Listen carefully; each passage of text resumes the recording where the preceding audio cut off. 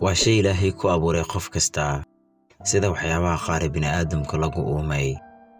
laakiin waxaa jira qof masiirkiisu macquul yahay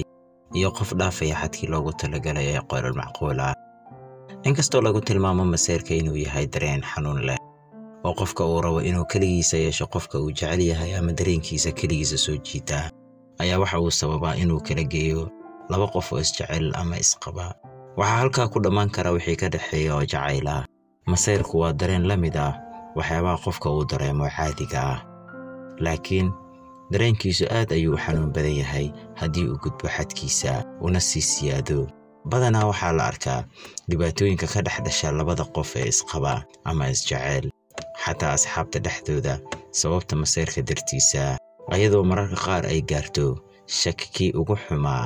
taasoo dhamayn karta jacaylka meesha ka jira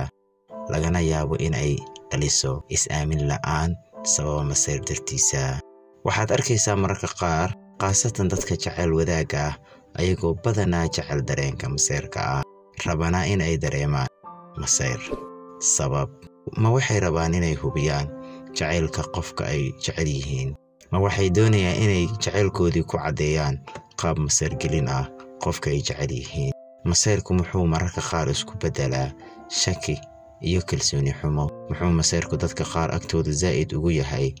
ama ugu badan yahay masiirku ma kalsooni xumaa badanaa muxuu masiirku isugu bedelaa dhibaatooyin iyo mashaakil dhageysta adiga masiirka maxaad u taqaanaa waa wax qurux badan inaan aragno ayagoo qofna jecel noo masiiraya anagoo darteena laakiin